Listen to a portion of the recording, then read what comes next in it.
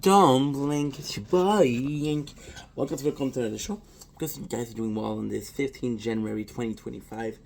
There's a slang. My nose is itching because my mustache is going inside the nostril. So, and we're reviewing a movie, of course. Very serious, very amazing movie. Movie that we didn't know exists. Did you guys know that it was a Never Back Down tree? It must have grown out of a tree. We didn't even know there was a Never Back Down tree. Now, if you're lucky enough to catch my video, Never Back Down 1 and 2, you know how much this means to me. But more so, Michael J. White was a very important part of my life. So, not to beat around the bush, but Never Back Down was always available on YouTube for free. Meant a lot. But also another movie, trilogy, series that we saw that was free was Undisputed.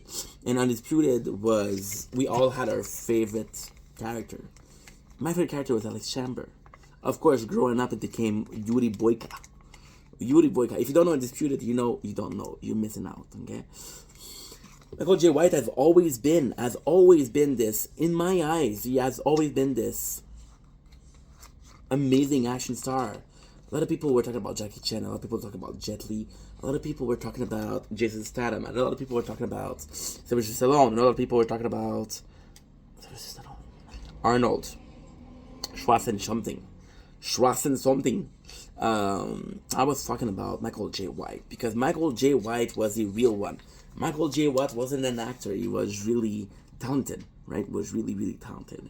And he was the only guy out there that I knew had training. And because I knew he had training, it wasn't so much about an actor getting beefed up. It was about somebody that was beefed up becoming an actor. And to me, it felt hard to become an actor and then to become a athlete. So when Never Back Down came out, I really fell in love with the characters because, okay, of course, Michael J. White was this character that was very angry and was helping a younger guy that reminded him of himself, very angry. But when I watch Undisputed, not Undisputed, sorry, Never Back Down, I felt like this guy had a lot of anger, and I was looking for my Michael J. White. Tavernish, we went back to the future.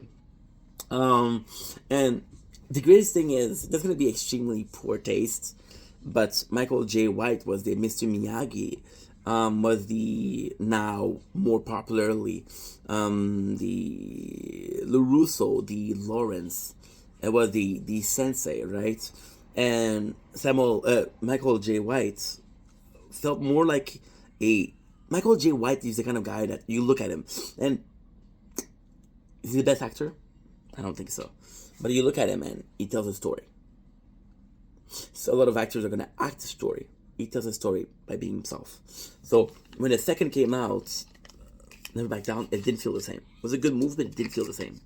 I was a much bigger fan of the first one. The first one was a movie that I adore. I adore. And then the third one. And the third one is the answer to all I'm saying. What if the story of Never Back Down is very simple. Kid, anger issue, train, learn to manage the anger issue, is supposed to fight but doesn't want to fight because there's no need to fight. Right? And the Never Back Down 3, they did the opposite. The good friend of Michael J. White was supposed to fight. He's a champion. But he got high. Michael J. White has to fight. And Never Back Down 3 is the perfect end to a trilogy. It represents so much. It represents all of the bad stuff, but all of the good stuff too. So the bad stuff is, you understand that the students changed and it didn't really matter. We cared about this teacher.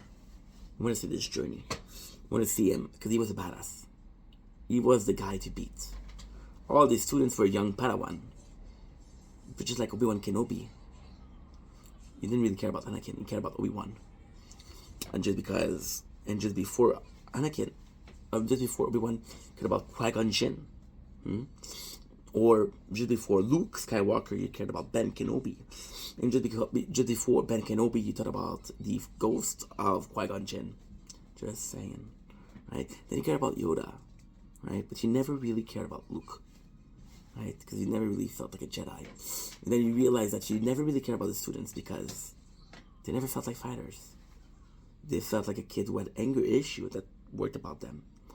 There's one person that sounds like a fighter, and that's whom? Michael J. White. So when he's the one in the ring, you understand. Why is that a bad stuff? Because you're cutting the middleman. You're cutting the middleman. You're cutting the guy in between. You're cutting the guy who has the most to learn.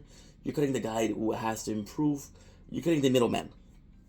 Now, why is that a good thing? Is in the first one and the second one, we have the Michael J. White, and he's supposed to represent this character that learned from his mistake. He matured, but he has a dark past. And in Back Down Tree, you realize that one of the only characters that stayed the old Tree movie was Michael J. White. And that's the movie's about him. And this movie's about overcoming his own demon. So he spent his entire life helping others overcome their demon, and he hoped to repent for his own demons. And at the end, you realize that this is what he does. So it doesn't really matter. And that's the biggest problem with the movie. The first kid, in the first movie, you care about him as the main character. The second kid, you don't. You don't. In the third movie, you don't even give a fuck who's the fighter, because you know that Michael J. White is going to be fighting. That's all you care about. So it's a great movie. It's a great trilogy. Historically, the story lacks a little bit. The combats are fun. The story is lacking a little bit because we're visiting theme that we're talking about in the first one. We're visiting theme that we're talking in the second one. There's not a lot left. I'm so fucking tired, guys. Tired. And yeah. So it's a great movie. Strongly recommend it.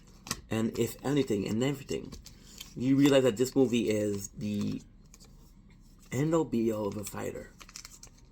End all be all of a fighter. In a sense that the biggest fight that a fighter will ever fight is himself. Right? You feel like Michael J. White was the guy who fought against himself the most. You feel that Michael J. White was the guy who had the most to improve. So when he does improve and when he does fight himself, it's the most satisfying.